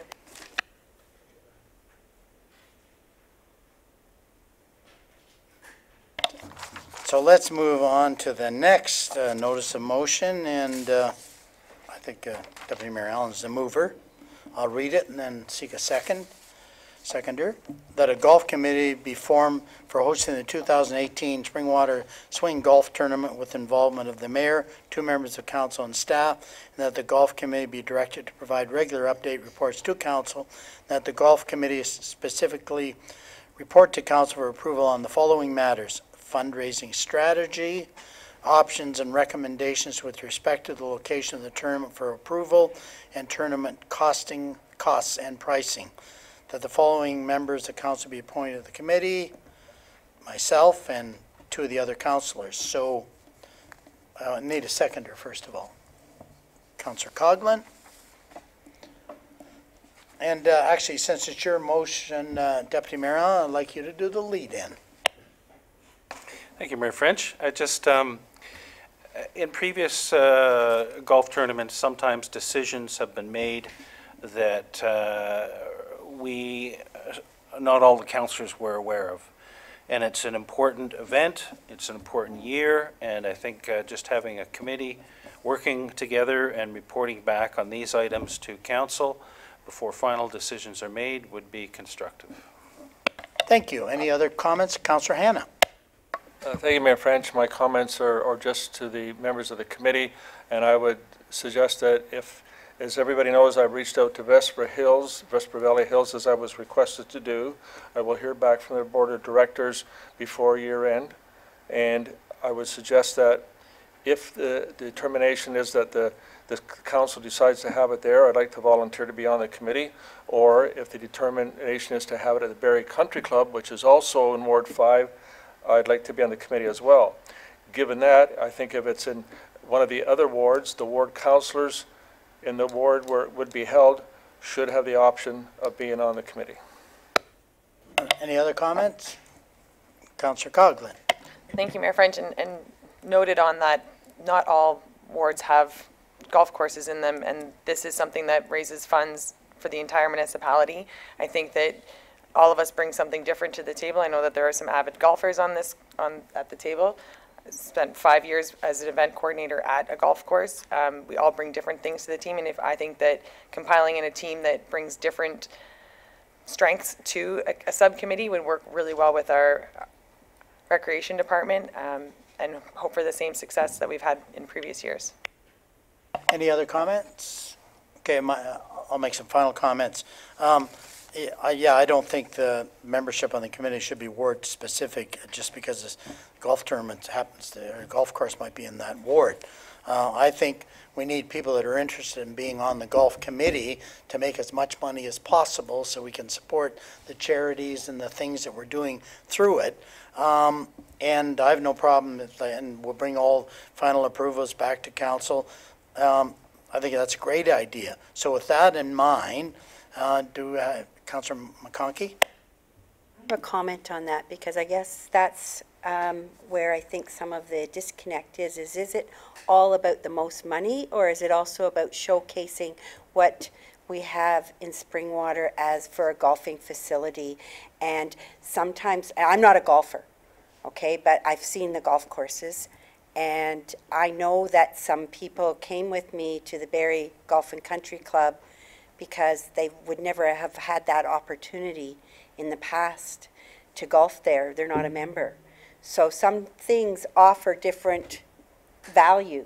So you may not get a higher rate of return if the cost is more. So is it really the cost that we're after, or is it showcasing as well? I think I'd like the golf committee to make sure that they look at both, because I have also the one that Councillor Hanna was speaking to. I believe that that's a really renowned golf course, and it's very private and exclusive, and to get the opportunity to showcase that in my ward, I'd be really privileged. Well, I think it's very clear that the golf committee is going to establish kind of the strategies and so forth, and but I'll just repeat what I'll say at that committee. The purpose is fundraising, and if we can, but not at the sake of not having, a nice experience. I'm not suggesting that for a minute, but if we can only, and we know because we've surveyed enough, except for the Warden's tournament, basically the barrier is $150, and of course we know that some other golf courses that have nice golf courses, and so we have to keep that in mind. it's, you know, even though it's a great opportunity to play at a world-class golf course, I'll get to you, Councillor Hanna. You know, and at the end of the day, you know, most of the golfers that come here support, you know, basically the township because it's fundraising. And some of them will yet sign up because, oh, that's a great course, I've never played at that one. But the reality is, you know, I still don't think that's, if you look at our list of attendees, 75% of them are going to come if we played in the swamp, and I don't want to do that. I do want to feature, you know, the things that we do have in Springwater, so don't get me wrong on that thing. Councillor Hanna. Thank you, my French, and don't take me to the woodshed because it's come up to Christmas. I like the motion. If you read the last paragraph, I think it says that the committee specially report to council for approval of the following matters: fundraising strategy, options, and recommendation with respect to location. So could I suggest that we put this on hold until we find out whether we're going to be allowed to play at Vesper Hills or not, and then maybe make a determination as to who would be on the committee? Because as I said, given my relationship at Vesper Hills, I would think it'd be appropriate I'd be on the committee. If it's not there, then we got to make a determination where the tournament would be held. And if it's at the Barrie Country Club, I have a similar relationship there. However, if council and people sitting here don't think I should be on the committee, then I'd be still doing what I could do at Vesper Hills, and I'll report back, and that's the best I can do. Okay, I have a problem with those comments. I want someone that wants to be on this committee regardless of where it ends up, that they're going to be 100% behind it. And if for some reason the committee recommends something and council approves it, then I want whoever's on there, you know, saying, okay, we're going to make it work. Because that's the idea of a committee, make it work. Not just because someone has a relationship with a couple of golf courses. I'm hoping, because of your golf experience, you would care to be on the committee regardless of where it is. But if yours got some caveats, I think this resolution should be dealt with tonight. There's no reason that it shouldn't be dealt with, because Vesper Hills is going to be a consideration. It hasn't been put out of play yet. The committee's going to decide on that. So with that in mind, is there councillors that would like to be on the committee? Councillor Coghlan. Anybody else? Councillor Hanna. Councillor Hanna.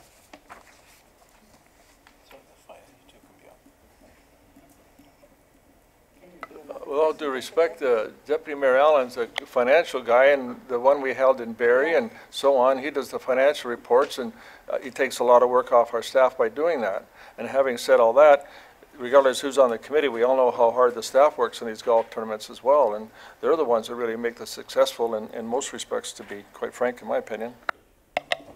And that comment is what? What would you like us to do? Because we have...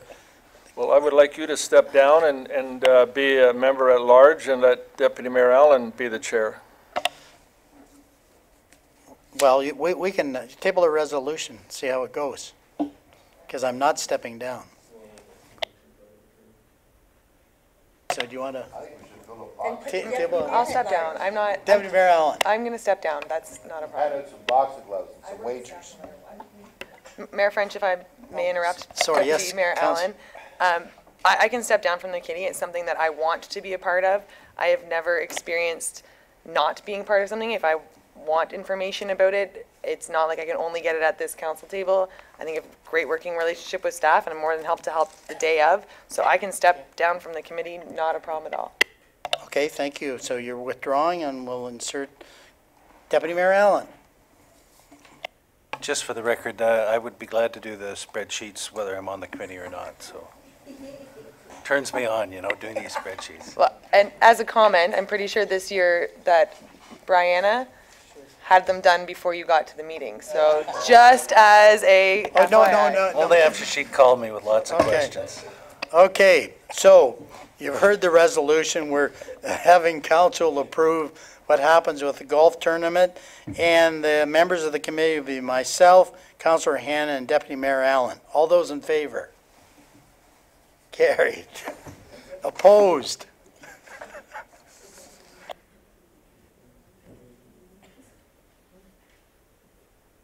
I think they wanted to load it with golfers, but anyway. Okay, any,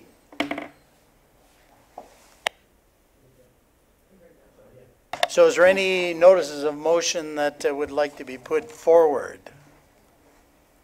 Councillor McConkey.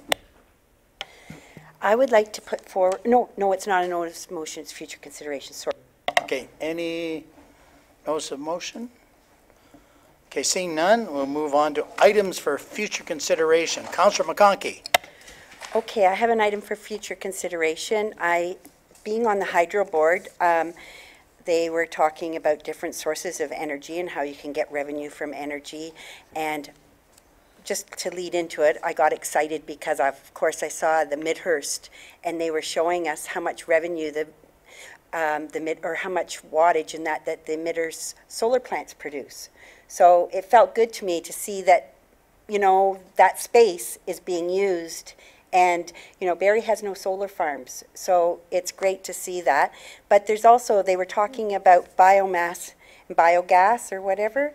So I would like staff to look into the energy from wastewater treatment plants. When I'm looking at, we have a huge wastewater treatment plant that's being planned, and if we could achieve net zero and have a way of using that biomass to produce energy so that when we looked at the charts today where we see that we're going down in our reserves from wastewater, we may have an opportunity to create some revenue.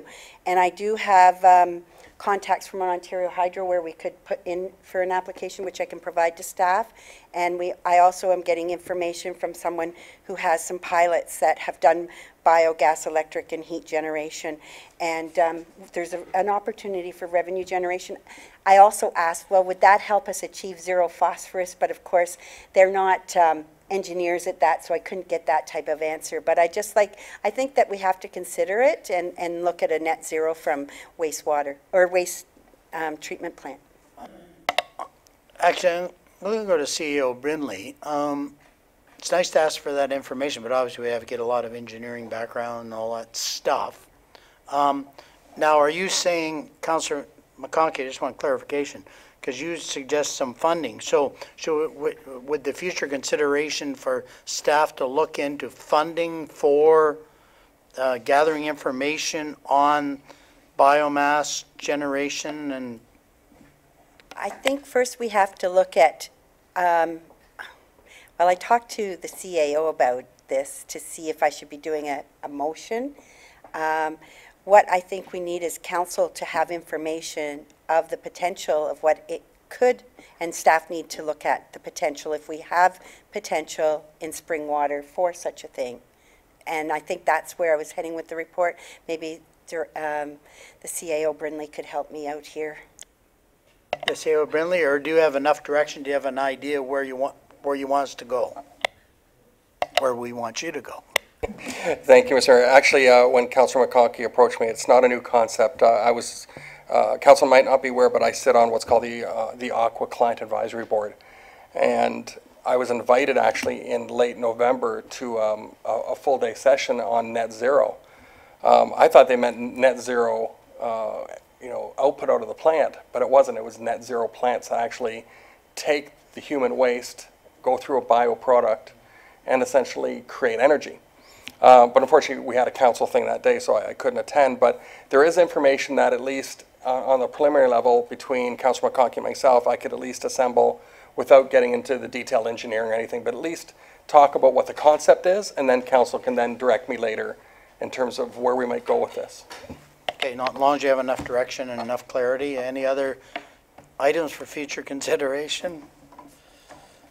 Okay, I think we're moving on to, we do the bylaws before the closed session. Okay, so I need a mover and a seconder to adopt the bylaws. Hannah and McConkey. That the bylaws listed here and be signed and sealed by the mayor and clerk. All those in favor? Carried.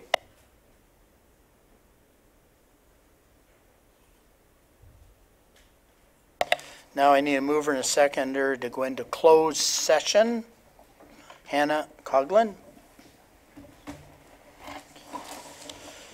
That in accordance with Section 239 of the Municipal Act 2001, the Corporation of the Township of Springwater does hereby resolve to move into closed session at 8:31 p.m. for discussion pertaining to litigation or potential litigation, including matters before administrative tribunals affecting the municipality or local board. Topic is OMB case file PL 170920, Kazemi. All those in favor? Carried.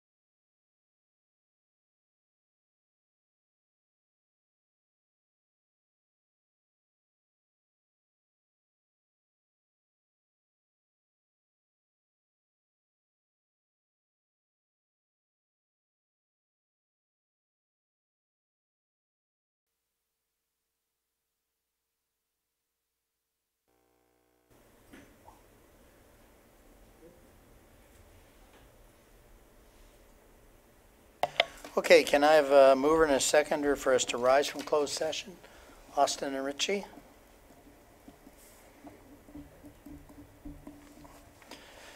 That the Council of the Township of Springwater does now rise from closed session at 8:56 p.m. All those in favor? Carried.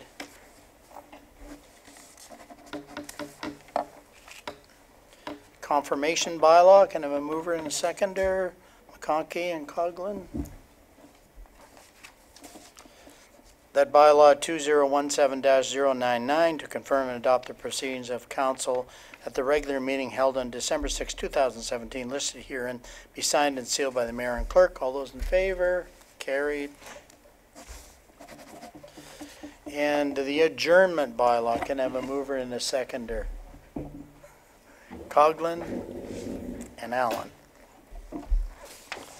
That the regular meeting of the Township of Springwater is now adjourned at 8:57 p.m. to meet again in regular meeting on December 20, 2017 at 6:30 p.m. in the Council Chambers Administrative Center, Minising. All those in favor? Carried. Meeting adjourned. Thank you.